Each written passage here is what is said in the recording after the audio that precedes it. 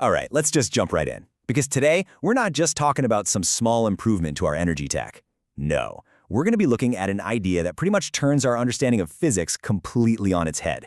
So whatever you think you know about making power, just set it aside for a few minutes. We're going hyperdimensional. But before we get into all that wild stuff, let's start with a really basic question. It's something that bugs us every single day. Why do we lose so much energy? Why are our batteries always dying? Why do our engines get so hot they could cook an egg? I mean, why is all of our tech so inefficient? Well, the answer, and this is the crazy part, is both incredibly simple and, well, profound. It turns out the problem isn't our engineers or our machines. It's our geometry. We're trapped. Which brings us right to our first section, the three-dimensional energy trap. And the subtitle here really says it all. We're talking about the limits of our physical world. Okay, so think about it.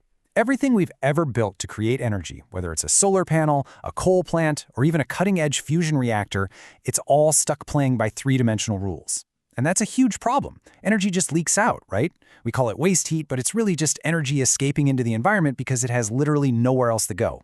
Take fusion, for example. We use these absolutely massive magnetic fields to try and contain superhot plasma. But it's like trying to hold Jell-O with your fingers. The plasma always finds a way to escape the 3D container. We are fundamentally building leaky buckets. So, if being stuck in 3 dimensions is the trap, how do we get out? Well, you've got to start thinking in 4 dimensions. And this is where the theoretical breakthrough happens. The core idea here is something called hyperdimensional confinement. Now stay with me. The theory suggests that our entire 3D world, our universe, is basically just an open surface if you could see it from a fourth spatial dimension.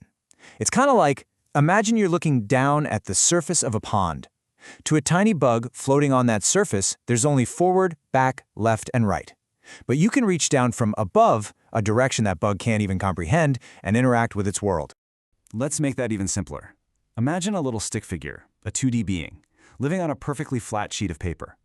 To him, the world is just length and width. He can move around, but the concept of up is completely meaningless, impossible. But for us, in 3D, we can just lift a pencil off his world. And from his perspective, that pencil just vanished into an impossible direction. Well, here's the kicker. The fourth dimension is our up. And if you can do that, if you have access to that fourth dimension, the consequences are just, whoa. It means you don't have to build a bigger, stronger magnetic bottle to contain fusion plasma. You don't build a bottle at all. You just lift the energy up and suspend it in the fourth dimension. It's just floating there, perfectly stable, not touching anything in our 3D world. And if there's no contact, there's no friction, no heat loss, no leaks, perfect containment.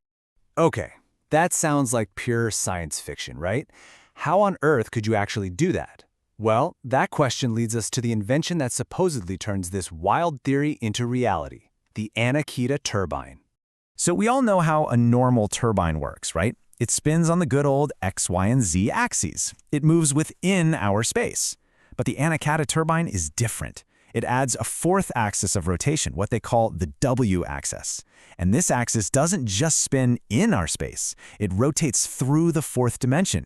It's literally moving through a higher plane of reality, which means it can bypass all the normal physical limits that hold our technology back. So, what does this actually mean for energy output?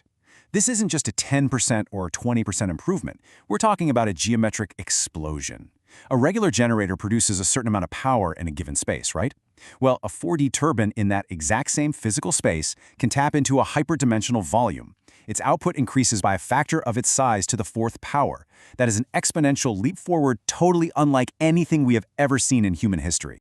And to put that into perspective, to really get a handle on what that means, the energy density becomes so unbelievably immense that a single battery, about the size of a matchbox, could power an entire city. Not for a day, not for a year, for 100 years. Just stop and think about that for a second.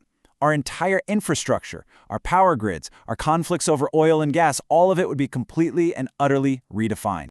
But believe it or not, just making super powerful batteries isn't even the end game here. This technology does something even more fundamental. It changes where we get our energy from in the first place. Which brings us to the final and most incredible application, what they call the end of fuel. See, we're looking at a whole new understanding of the universe, the vacuum of space, that empty nothingness between the stars, between the atoms. It isn't empty. It's not empty at all. It's vibrating, seething with energy, 4D energy. Physicists have a name for this: zero-point energy. It's the idea that the very fabric of the universe is humming with these tiny fluctuations, these vibrations spilling over from the fourth dimension. And according to this theory, you can actually tap into it. Using a device they call a dimensional tuning fork, you can basically tune it to the right frequency to resonate with these 4D vibrations. You're not burning any fuel, you're not using any stored power, you are literally plucking the fabric of space-time itself and converting the geometry of the cosmos directly into electricity. So when you put all of this together, what are we really looking at?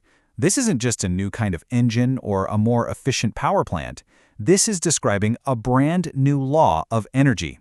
It's all just a matter of perspective. And that really brings us to the most powerful takeaway from all of this. For all of human history, we've fought wars over resources, we've worried about our planet running out of fuel. But what if that was all based on a flawed premise? The idea here is that energy scarcity was never actually a problem of engineering. It was a mistake of perspective. We thought the pie was finite because we could only see a 3D slice of it. So I'll just leave you with this final thought to chew on. If something as fundamental, as absolute as the law of conservation of energy can be completely upended just by adding one more dimension to our way of thinking, what else is out there?